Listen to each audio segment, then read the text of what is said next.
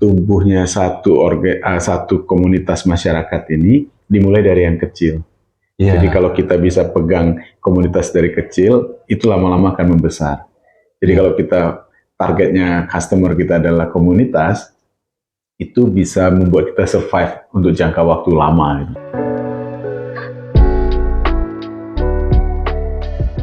Salam saudara, kita berjumpa lagi dalam Redemption Production. Karena ini kita membahas, mau berkenalan juga dengan Pak Sonitan.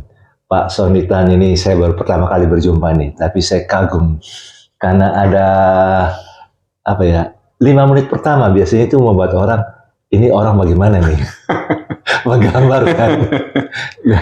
Orangnya bukan high profile, orangnya low profile dan punya ide-ide yang cemerlang. Dan saat ini kami berada di kafenya, namanya Komuka Cafe. Ini ada tulisannya ini, saudara, Komuka Cafe. Dan ini sangat jelas. Ini ada di Cakung. Kalau saudara mau lihat di Google, silakan Google Maps. Dan itu saudara bisa lihat Komuka Cafe. Tempatnya bagus.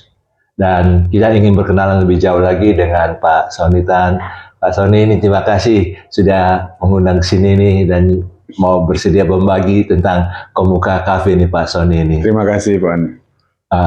Boleh menceritakan Pak tentang Komuka Cafe ini? Apa sih konsepnya dan bagaimana sih Pak? Oh ya, oke. Terima kasih. Pertanyaan yang paling sering orang tanya adalah Komuka itu artinya apa? Iya. Mereknya. Komuka itu sederhana sekali, community cafe. Community cafe. Community, jadi singkatnya community cafe.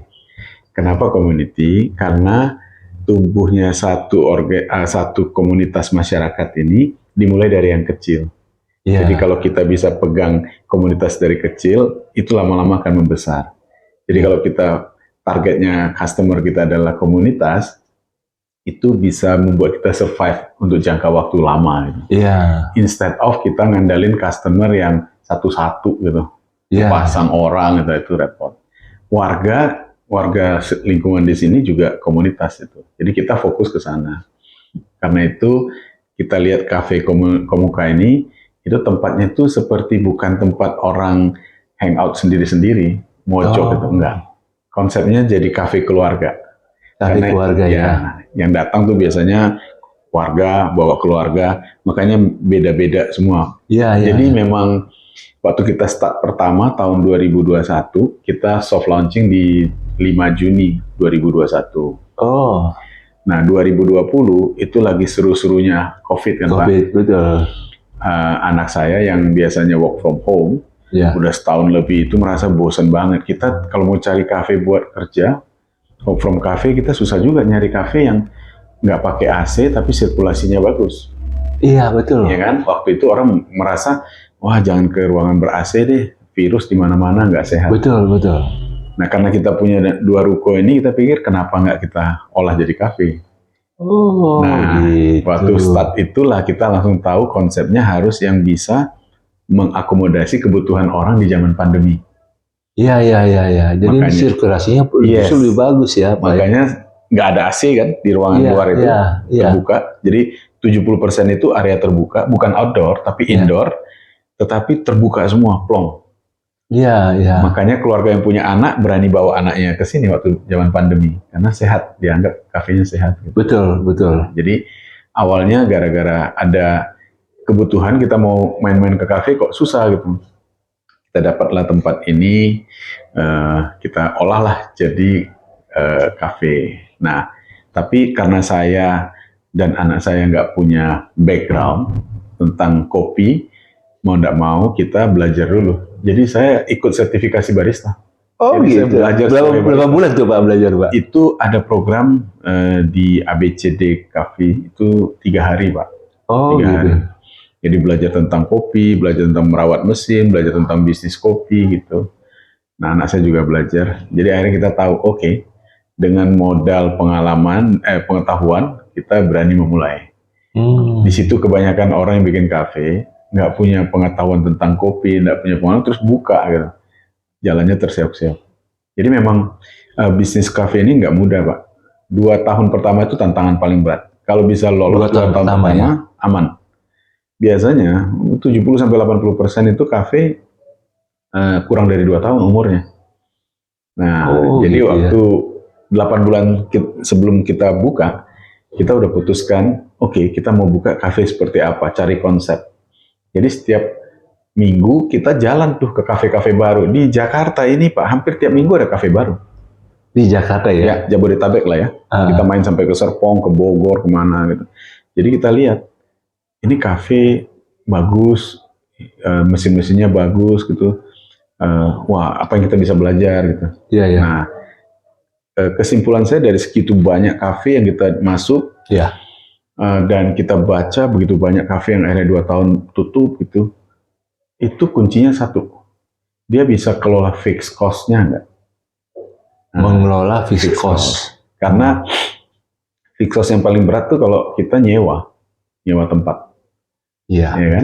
Nyewa tempat kita kontrak 2 tahun gitu. Iya. Oke, terus investasi mesin dan lain-lain, itu fixed cost juga semuanya.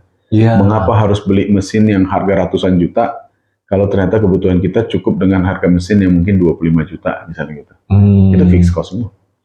Jadi setelah fixed cost, baru kedua, biaya listrik, itu fixed cost juga. Iya. Jadi kalau kita bikin areanya gede, kita berharap tamunya banyak, pelanggan banyak, nyala terus AC-nya kan. Betul. Tapi kalau tamunya nggak datang, itu kan duit semua tuh, biaya listrik. Betul. Bisa puluhan juta sebulan bayar listrik. Betul. Yang ketiga, biaya tenaga kerja. Barista, tukang masak, dan lain-lain itu ya. Nah itu juga fixed cost. Jadi kalau pengalaman saya di bisnis kuliner ini, problem paling besar dan yang paling berat diurusin adalah problem orang. Jadi fixed cost tadi gampang, kita desain yang bagus, selesai masalahnya.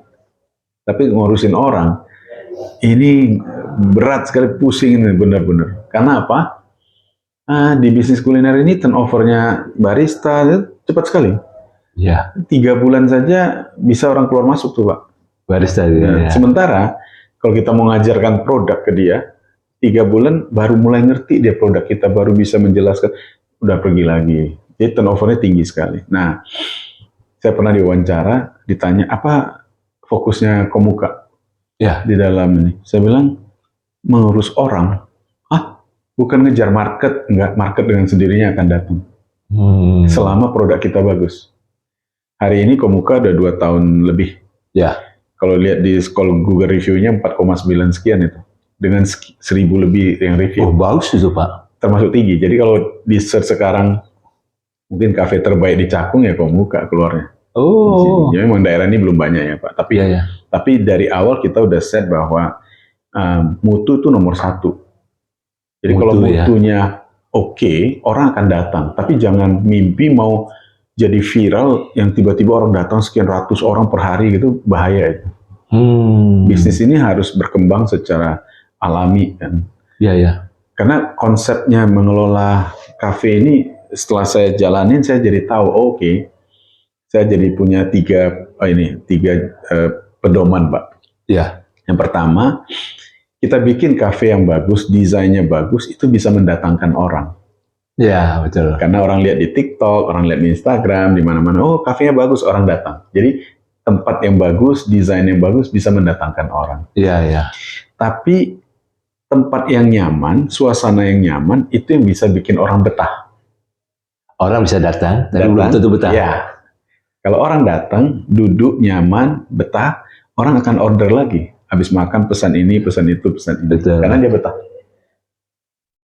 Tapi bukan tempat, bukan suasana, tapi makanan yang enak, itu yang bisa bikin orang kembali. Nah, itu poin ketiganya. Ya.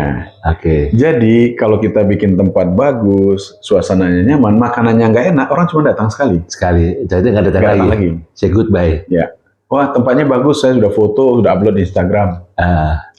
Tapi kalau makanan enak, minumannya enak, itu balik lagi tuh.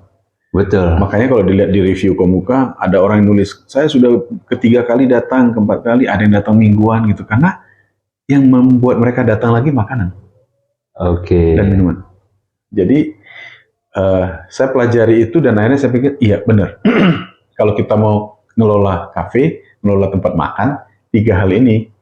Tempat oke, Ya. suasana oke, makanan harus oke. Betul. Ya, Makanya tadi Bapak tunjukkan itu ya menunya, daftar Ya. menunya, daftar menunya. menu. Ini menarik ini. Nah, Ini menarik. Ya. Jadi ini daftar menunya saja. Ini ada biasanya cap jempol. itu chef recommendation katanya kan? Nggak semuanya kan? Nggak semua, tapi ini semuanya, saudara. ini minuman, ini makanannya, ini semuanya. Jadi memang ada daftar menu, kadang cuma dikasih yang jempol-jempol beberapa kan Pak? Iya, nggak semuanya. Jadi kalau kita tanya, yang jempol ini apa? Oh, itu yang rekomendasi. Artinya yang lain nggak direkomendasikan. Betul. Ya kan? Kami berpikir beda. Semuanya jempol. Bedanya ada jempol 1, ada jempol 2. Betul. Ya. Kalau saya tunjukin ini udah di jempol 3, Pak. jadi sebenarnya Pak, konsep betul-betul dasarnya adalah kalau mau berhasil dalam mengelola kafe, kita harus bisa memuaskan panca indera pelanggan. Oh, Ya. Jadi fokusnya bukan hanya sekedar siapkan, tapi bagaimana memuaskan panca inderanya. Jadi baik dari mata, yes, dari kuping, yes, dari lidah, ngecap ya, dari rasa, ya, penciuman gitu. Makanya waktu tadi desain yang bagus bisa buat orang datang. Orang datang lihat dari jauh aja lihat keren banget nih bangunan ini. Ada kubahnya, kelihatan tamannya hijau-hijau, matanya puas. Iya. Nggak usah jauh-jauh. Dia masuk ke restoran, dia lihat di Komuka, daftar menunya menarik nih, kayak koran, ada gambar, ada penjelasan gitu. Iya. Itu dalam rangka memuaskan mata. Berapa banyak kafe daftar menunya 3 tahun nggak pernah berubah. Oh. Bayangkan kalau kita punya pelanggan Pak, tiap bulan datang. 3 tahun dia datang, dia lihat daftar menunya begitu aja. Di sini 6 bulan sekali daftar menu pasti kita ubah konsepnya. Iya. Karena memanjakan mata, memuaskan mata. Ini ya kuncinya Pak ya. Clue-cluenya ya. Iya.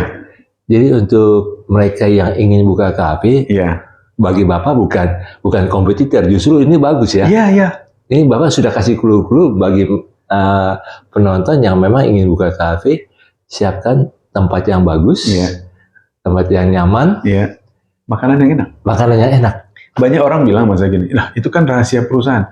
Saya bilang enggak, ini bukan rahasia perusahaan. Saya juga belajar dari mana-mana kan. Iya. Masalahnya mengeksekusinya gampang nggak? Enggak. Di situ bedanya. Ini ya. Yes.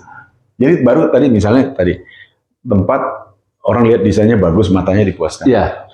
Begitu dia masuk kafe, musik enak nih, telinganya dipuaskan. Jadi kalau Bapak lihat musik kita tuh musik relax, kita sampai punya musik playlist pagi, playlist siang, playlist sore, playlist malam, menyesuaikan. Kalau pagi-pagi kita bikin musiknya slow, orang datang pagi mau energize gitu kan? Iya. Kasih musik yang itu telinganya dipuaskan. Telinganya dipuaskan, mata dipuaskan, telinga dipuaskan. Begitu dia masuk, ini baunya kok nggak enak ya? Nah, kecewa hidungnya, penciumannya. Berapa banyak tempat restoran Pak nggak pandai mengelola sisa makanan. Kita datang langsung tercium ada bau yang nggak enak, lemak tertumpuk atau apa itu, tong sampahnya atau macam-macam lah. Jadi kalau matanya kami masuk sini, wah ini betul-betul bersih. Yes. Maaf, sampai ke toilet pun juga. Ya, di toilet wangi, ya kan? Jadi mata, telinga, penciuman semua dipuaskan. Nah, baru masuk ke dalam. Wah, ini nggak pakai AC tapi nggak panas. Betul. Kan? Modal kipas angin saja tapi nggak panas. Karena kita punya pengukur suhu di sana, Pak. Kalau suhu mencapai titik tertentu, kita nyalain air cooler semua. Bantu itu. Karena standar kita ada suhu. Jadi suhu dari luar maupun juga dari dalam ya. Jadi kalau suasananya suhunya panas kan suasana nggak nyaman, Pak. Betul. Tapi suasananya kita bikin nyaman gitu, orang jadi oh ya enak. Nah, setelah dia duduk, dia lihat banyak tanaman, daftar menunya bagus, banyak buku dia bisa baca, dia pesan makanan, datang makanannya enak, minumannya enak. Semua panca indera 5 itu puas. Makanya ketika dia mereview, skor kita rata-rata 5. 5. Karena semuanya terpuaskan buat dia. Ujungnya nanti ada orang yang bilang, pricing gimana? Affordable, semua pricingnya bagus. Orang merasa, price-nya sini oke ya. Karena orang merasa, ini Jakarta loh. Iya, betul. Bedanya kita agak Jakarta di pinggir, Jakarta Timur kan Pak? Ini nggak pinggir-pinggir banget sih Pak. Yes. Belum BKT kok. Ya. Jadi itu sebenarnya Pak. Jadi selama 2 tahun kami mengelola, kami akhirnya, oh ya, ini yang harus kita kerjakan. Nah, makanya kalau ada orang pikir gini, yang penting jual kopinya, jual makanannya. Nggak ada yang peduli pada kebersihan misalnya. Iya. Customer saya bilang, saya senang di tempat ini. Saya mau bawa anak saya balik lagi ke sini. Iya. Karena kalau kafenya jorok, saya nggak mau bawa anak saya. Betul. Jadi keluarga butuh itu. Betul. Sementara kalau kita lihat, bagaimana kafe yang baru diresmikan gitu ya Pak, launching gitu. Iya. 6 bulan kemudian kita datang, kita udah bisa lihat tuh. Beberapa pojok udah kelihatan nggak pernah dibersihkan. Kotor, mulai baunya nggak enak.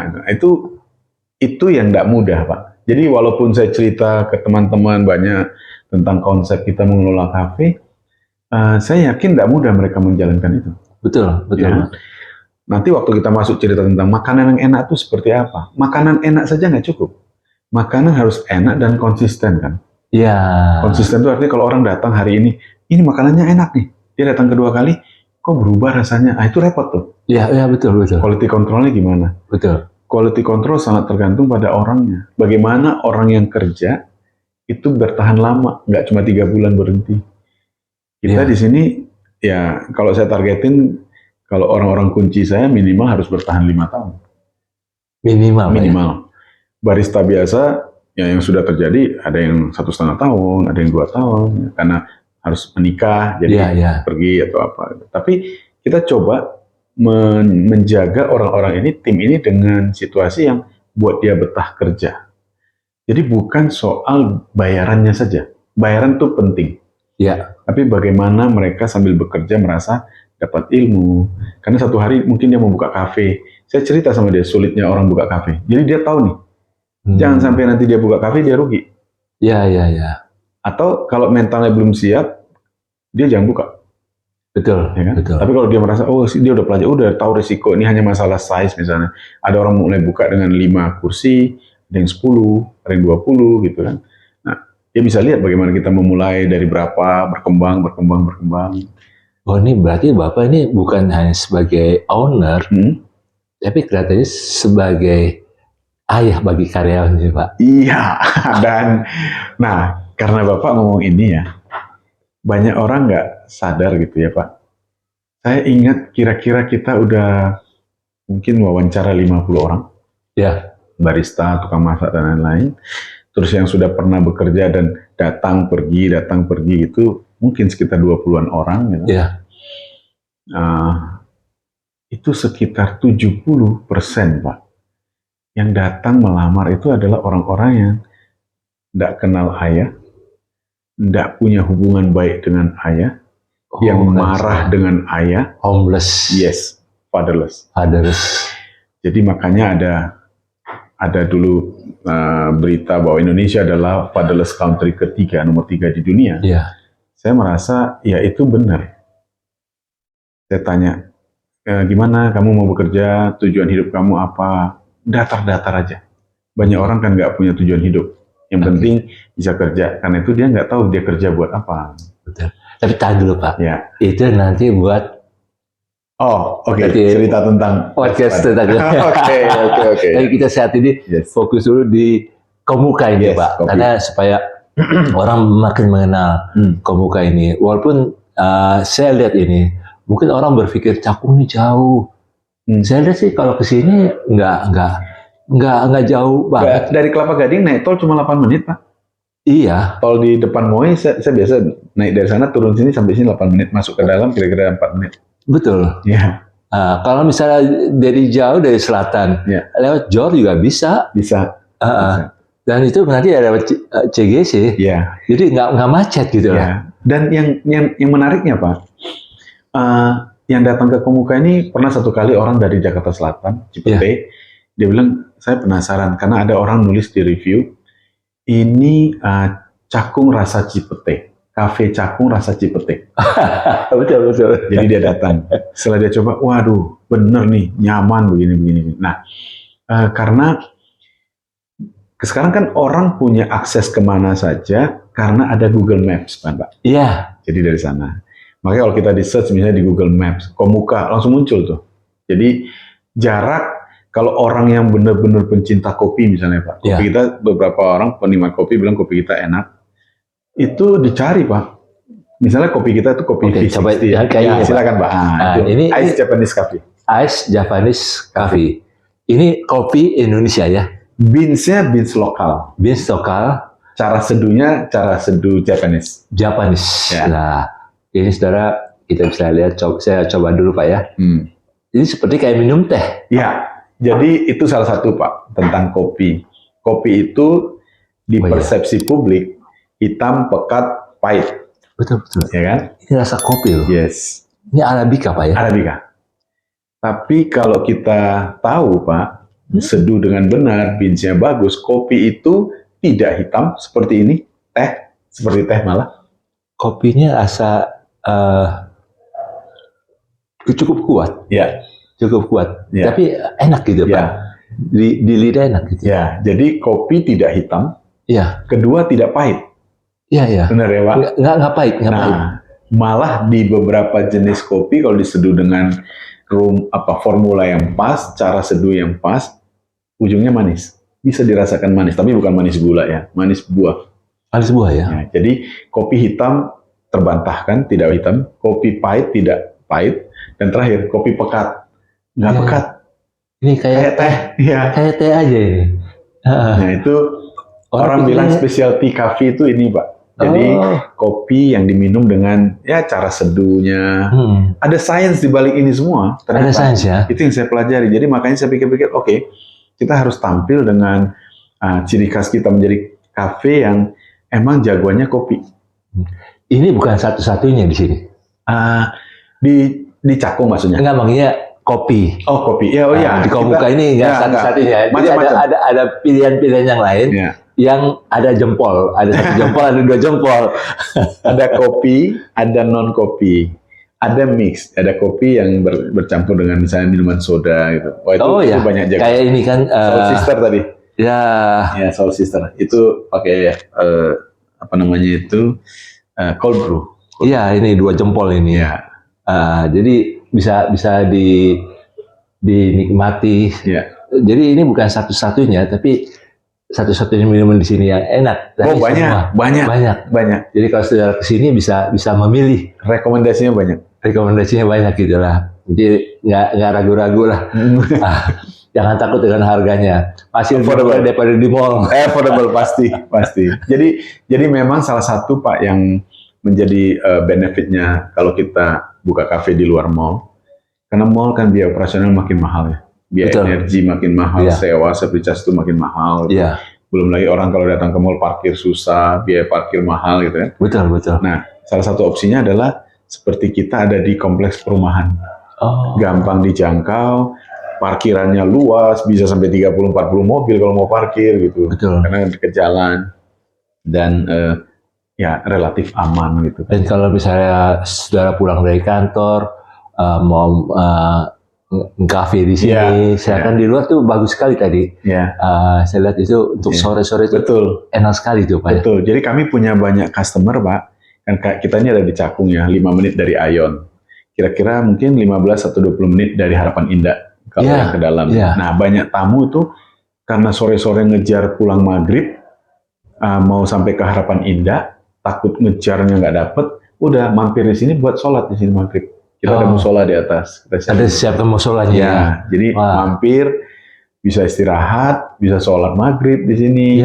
Ngopi sebentar, pulang udah. Malah sambil itu masih ada kerjaan yang masih pending, bisa kerja di sini. Wifi kita kencang gitu.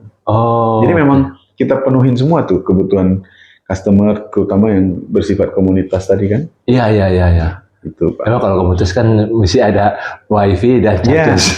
Mereka kelompok kan. Betul. Mahasiswa yang lagi kerja kelompok di sini, anak-anak magang lagi kerja dekat di sekitar sini ada beberapa perusahaan, anak-anak magang ngumpul tuh ngumpulnya di sini, cerita kerjaannya. Kalau misalnya mau apa meeting ya bisa juga di sini. Ya, kita punya ruangan juga seperti ruangan kita ini. Ya. Itu kapasitas 12 orang. Kita sediakan TV gede 55 inch, mau meeting, mau training gitu. Oh. Ada juga satu ruangan di atas function room itu kapasitas bisa sampai 40 orang. Oh, gitu Pak ya. Itu biasanya kan tetangga kita ada sekolahan nih Pak. Oh. Jadi anak-anak yang 17 perayaan Sweet iya, nanti biasanya mampir ke sana, di situ ada IO-nya mereka kerja. Wah, bagus sekali nih.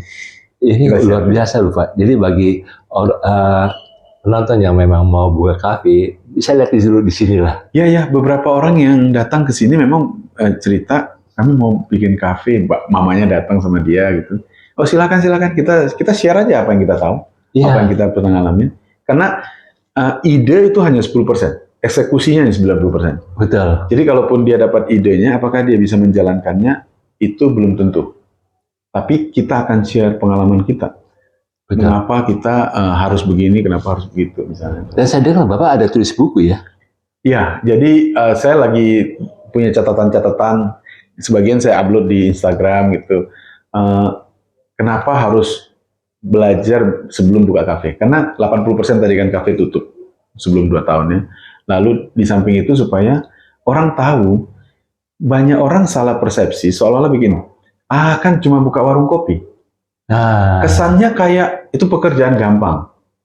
Saya enggak, saya ngelola perusahaan dengan ratusan, hampir 1000-an karyawan, ngelola kafe dengan segini, pusingnya kadang-kadang lebih pusing ngurusin kafe. Gitu. Ya. Jadi mereka kalau mau buka kafe, ya, ke sini dulu. Ya, boleh. Kalau buku itu udah selesai. Nanti kalau bukunya udah selesai Pak. Jadi ada beberapa buku yang saya sedang garap soalnya. Jadi, tapi poinnya adalah membuka kafe nggak semudah yang dibayangkan orang. Iya. Nggak sesederhana itu. Betul. Jadi banyak orang yang nggak siap, lalu merasa gampang, ternyata enggak. Jadi apalagi kalau ngomong tentang membangun brand, Pak. Membangun brand Komuka dari nol, orang nggak kenal, sampai hari ini skor paling tinggi di Google Review, itu perlu 2 tahun. Betul. Selama 2 tahun ini artinya harus nafas kita panjang. Betul.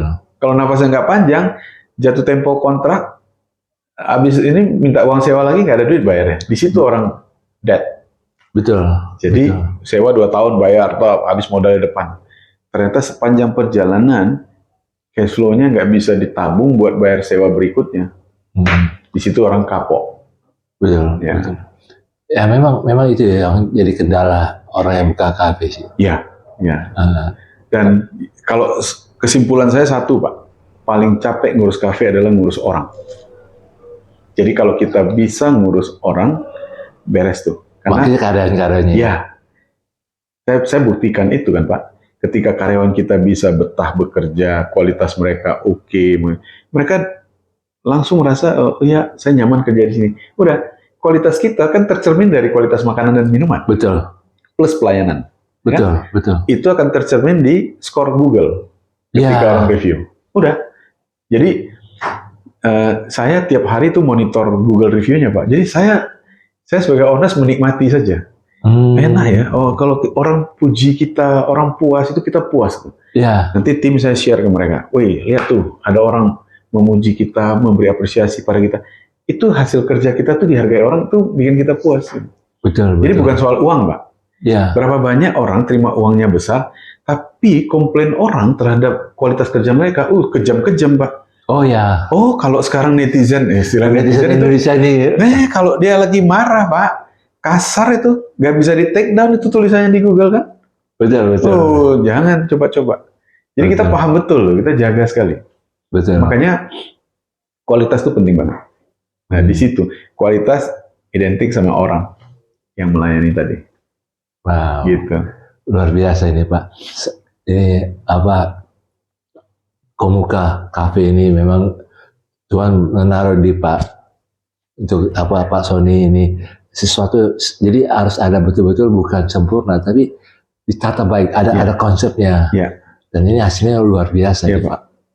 Itu yang memang kita kerjakan dari awal. Sebenarnya ini ya, saya yakin Tuhan kasih inspirasi itu lewat anak saya terutama. Anak saya ini punya ide banyak, Pak. Waktu pertama dia bilang begini, Pak, kafe kita ini harus menjadi extended of our home. Oh, Jadi orang datang ke sini tidak seperti datang ke kafe, tapi seperti datang ke rumahnya, rumah Iya. keduanya. Maunya gimana? Bapak merasa nggak waktu masuk tadi ada sofa, itu Iya, kayak di ruang tamu. betul. Kita menerima tamu di ruang sofa.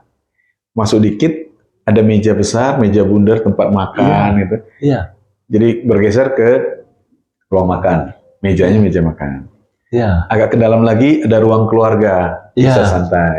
betul. Agak keluar lagi ada ruang outdoor tempat orang bisa ngerokok-ngerokok, smoking gitu. Iya, Dan setiap pojok itu meja kursinya beda-beda. betul. Beda-beda. Dalam rangka tadi memuaskan mata. Jadi, Jadi kebayang kalau kita masuk ke kafe, dia punya 30 meja, 30 sama. Bentuknya sama, warnanya sama, ukurannya sama, kursinya juga begitu. Mata kita merasa ini standar banget ya, gitu kan. Tapi di sini hampir di tiap pojok ruangan kursi mejanya semua nggak sama. betul.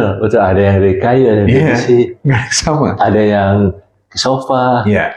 Ah, Jadi dengan begitu orang merasa, wih kayak di rumah sendiri nih. Makanya ada orang bilang ini homey banget gitu. Nah, anak saya ini punya ide seperti ini. Dia cuma maunya begini, saya yang eksekusi, Pak. Saya mengerjakannya. Oh, ya. Wah, ini luar biasa. Jadi kalau bagi pengunjung kalau ke sini nggak akan merasa nggak akan nyesel. Iya, mudah-mudahan. Nggak akan nyesel dan merasa kayak berada di rumahnya Iya. dua. Berapa dari sendiri. Nah, satu hal mungkin Pak yang saya suka share ke orang-orang adalah begini. Kalau orang datang lihat kafe ini, wah enak, nyaman, begini-begini. Ini siapa arsiteknya? Nah, itu dia. Siapa desainernya? Ya. Ya kan? Saya bilang, ini kerjaan saya sama anak saya berdua. Jadi nggak perlu ada Nggak ada arsitek. konsultannya Nggak gitu. ada. Nggak ada konsultan. Wah, ini berarti Bapak sama anak ini Iya. apa ya, multi talent ini. Bisa dibilang multi talent, tapi yang paling penting begini sebenarnya. Zaman ini kita harus sadar betul yang harus bekerja sama itu adalah generasi muda dengan generasi senior. Dua generasi Yes. berkolaborasi. Yes.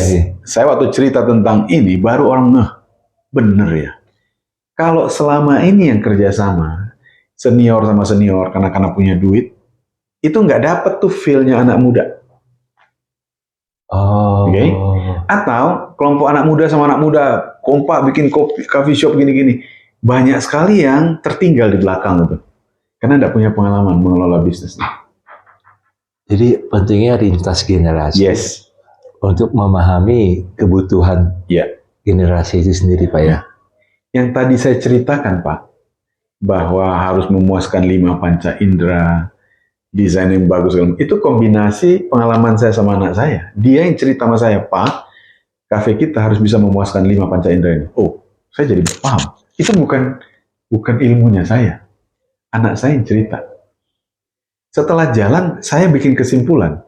Yang tadi, tempat yang bagus bisa mendatangkan orang, suasana nyaman bisa membuat orang betah, tapi makanan enak bikin orang kembali.